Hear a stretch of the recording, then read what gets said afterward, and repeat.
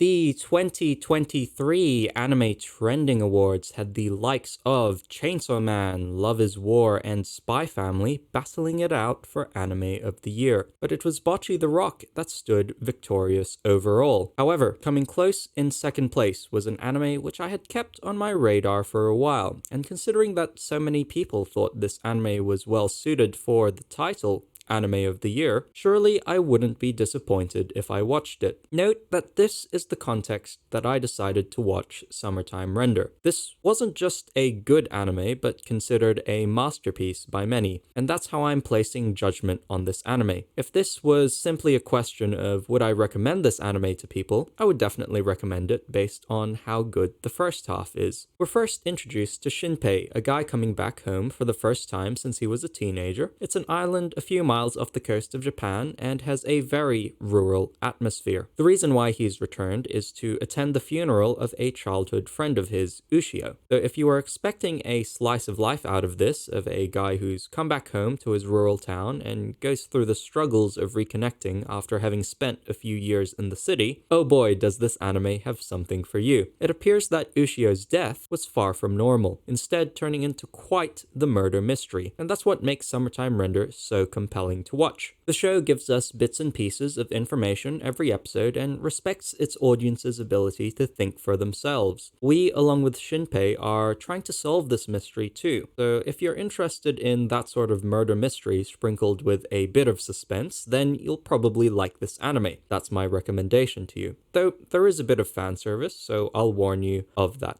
too. Do keep that context of the 2023 Anime Trending Awards in mind. I will be judging Summertime Render on the same level as I would judge Chainsaw Man, Love is War, Spy Family, and Bocchi the Rock. So excuse me for my harsh treatment of this because, oh boy, do I have a lot to complain about this anime. Now, we are also entering spoiler territory, so do please leave a like if you enjoyed that bit of the video and click off to watch Summertime Render if you haven't already. I often see this point repeated that this anime has a problem with its characters. However, Summertime Render's biggest problem actually isn't its characters. There are definitely problems with the characters, and we'll address that later in the video. This anime's biggest problem is actually the shadows. The way that we were introduced to the shadows in the first place does contribute to this. There are a bunch of these creatures roaming around the island, making copies of people and replacing them. It's such a simple concept, but that's what makes them so terrifying. An antagonist or a monster is typically scarier because of what it does rather than what it actually looks like. That's what certainly makes the shadows spooky. No known weaknesses, superhuman strength, and could be anyone you know. There could be a shadow in the street walking right by you, a shadow in a group of your most trusted friends, or even worse, a shadow in your own household, having replaced one of your loved ones. Again, it really is the stuff of nightmares. However, I can say for certain what's definitely not the stuff of nightmares. It's when this anime introduces stuff like the deforming of the copies' bodies, the baby strays, and especially this four-armed moron. I do know people like these, but for me, they feel so clunky in the show. The shadows no longer feel like properly scary monsters. Definitely is around the halfway mark where the baby strays are introduced, where Summertime Render doesn't feel scary anymore. It is in part because of the simplicity of the shadows being made more complex. However, it is also around the halfway mark where the murder mystery becomes a bit more of a dull action anime. That's not to say that some of these fight scenes do look really cool, but the mystery loses its charm in the second half of the series. I do think the finale is okay. It's all resolved quite nicely, actually, and quite cleverly too, with a somewhat satisfying ending. Though unfortunately, the last few episodes do leave something to be desired. That parallel world was really bad, not going to lie, and just adds further to that clunky feeling with the animation and the general art. But let's now pivot to the characters. They are static characters, and for good reason too. When you are dealing with a time loop, it's really difficult to try and incorporate character development for any of the side characters, mainly because they'll forget about all of it in the next loop. This is why I think it works for Summertime Render that we have two-dimensional side characters, except for Shinpei and Ushio, of course. It helps the audience to better piece together this murder mystery. However, this does come at the cost of us not really caring about the deaths of any of the characters. The only person I was kind of sad to see die was Hizuru, and it's also compounded with the time loop being the setting. I don't think I really cared when any of these characters died. Firstly, because we don't really see why Shinpei cares so much about these folks, but secondly, because we know that Shinpei can always die and reset the timeline, like here when Mio dies, or here where Mio dies a second time. Neither are really emotional moments because I don't think there's been enough time dedicated to developing Mio enough to the point that the audience is invested in her. Same with Ushio and Chizuru near the end. Their deaths didn't really mean anything to me, and that's really bad considering how late in the series their deaths occurred. Now, I'm not saying this anime is bad.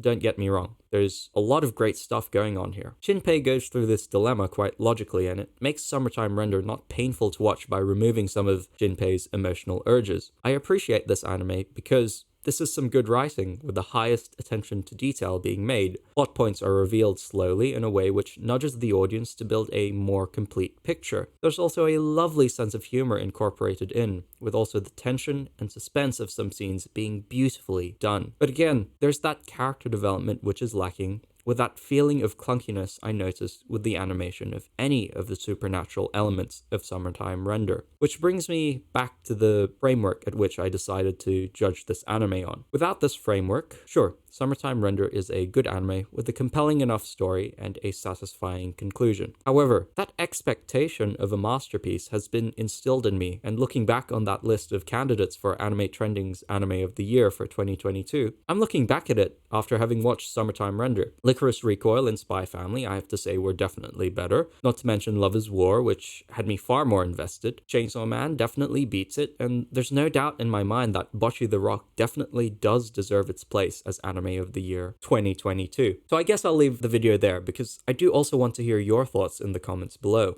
from those who have watched Summertime Render, and especially those who voted for this supposed masterpiece on Anime Trending. I'm definitely interested in hearing the defense for this anime, and while I may not be able to respond to every comment, I want to hear from you as to what makes this anime not merely good, but actually a masterpiece. Considering you've made it this far too, please do subscribe to the channel for more Christian commentary on anime from the leading Christian voice on AniTube. If you want more recommendations of mine, I recently did a video on one of the most beautiful anime I've watched in a while, that being Clannad, so please do go and watch it.